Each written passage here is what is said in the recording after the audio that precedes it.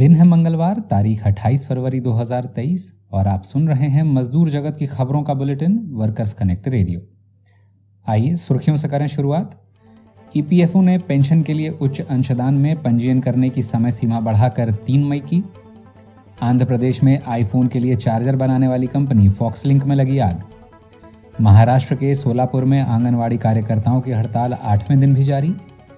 England में सफाई कर्मचारी की मौत के मामले में ठेकेदार कंपनी पर 6.5 लाख पाउंड का जुर्माना। और कनाडा में लेबर ट्राइब्यूनल का हड़ताली नर्सों के प्रति कड़ा रुख, कहा इस्तीफे की धमकी न दें कर्मचारी। अब खबरें तफसील से। आंध्र प्रदेश के तिरुपति स्थित Andhra Pradesh industrial infrastructure corporation की एप्पल कंपनी के लिए फोन चार्जर एवं तार बनाने वाली कंपनी फॉक्सलिंक में कल दोपहर भीषण आग लग गई। प्रारंभिक जांच से पता चला है कि आग फैक्ट्री में बिजली के शॉर्ट सर्किट के कारण लगी। हादसे के वक्त लगभग 300 मजदूर कंपनी में कार्यरत थे, लेकिन लंच टाइम होने के कारण जान प्राण की कोई हानि नहीं हुई है। ताइवानी कंपनी ने वर्ष 2020 में आंध्र प्रदेश में काम शुरू किया था और महज 2 साल में ऐसा हादसा कंपनी द्वारा स्वास्थ्य एवं सुरक्षा मानकों की ओर अनदेखी की तरफ इशारा करता है। महाराष्ट्र के सोलापुर में 9,000 से अधिक आंगनवाड़ी कार्यकर्ताओं की हड़ताल का आज 8वां दिन है। आंगनवाड़ी कार्यकर्ताएं मांग कर रही हैं कि उन्हें सरकारी कर्मचारी का दर्जा मिले और मानदेय की जगह मासिक वेतन दिया जाए।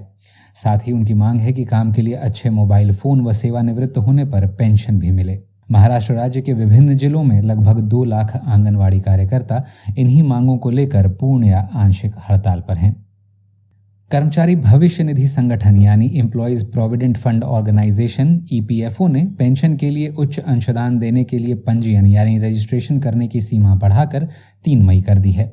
बताते चलें कि यह कदम सुप्रीम कोर्ट की 4 नवंबर 2022 के आदेश के आलोक में किया गया है, जिसमें न्यायालय ने पेंशन धारकों के लिए अंशदान की मौजूदा 15,000 रुपये प्रतिमाह की आय सीमा को खत्म कर दिया था और भविष्य निधि संगठन को आदेश दिए थे कि पेंशन धारकों को इस बढ़े हुए अंशदान के लिए पंजीयन करने के लिए 4 महीने का समय दिया जाए। आदेश के अनुसार यह सीमा 3 मार्च 2023 को खत्म होने वाली थी, जो अब बढ़ाकर 3 मई तक कर दी गई है।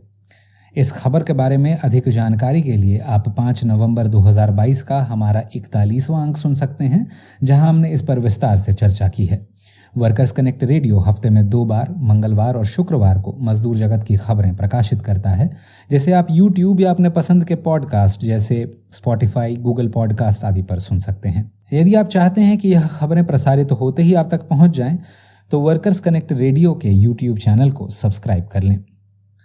करते हैं अंतर्राष्ट्रीय खबरों का रुख। पहली खबर इंग्लैंड से, जहां काम के दौरान सफाई कर्मचारी की मौत के मामले में कोर्ट ने कंपनी पर 6,40,000 पाउंड का जुर्माना लगाया है। मामला दिसंबर 2018 का है, जब 39 वर्षीय यामाल मोहम्मद की तब मौत हो गई जब काम के दौरान कचरा उठाने वाली गाड़ी ने ही उन्हें रौंद दिया। विंचेस्टर कोर्ट ने कंपनी एफडीएस वेस्ट सर्विसेज और उसके मालिक को हत्या का दोषी करार देते हुए कहा है कि यह हादसा सुरक्षा मानकों का पालन करने से आसानी से टाला जा सकता था। साथ ही कंपनी मालिक को 6 महीने की जेल, कंपनी पर जुर्माना और मजदूर को 60,000 पाउंड का मुआवजा देने के आदेश भी दिए हैं। उधर कनाडा के केबेक प्रांत की नर्सों की हड़ताल पर कड़ा रुख अपनाते हुए श्रम प्राधिकरण यानी लेबर ट्राइब्यूनल ने कहा है कि कर्मचारी सामूहिक इस्तीफा देने की धमकी नहीं दे सकते, क्योंकि ऐसा करना सांकेतिक हड़ताल की ओर इशारा करता है।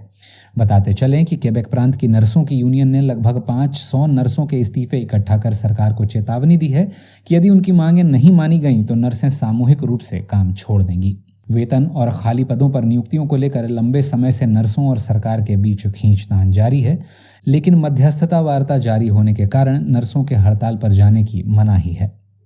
इस अंक में बस इतना ही। मजदूर जगत की ताज़ा तरीन खबरों के साथ शुक्रवार को फिर होती है मुलाकात। तब तक के लिए दें इजाजत।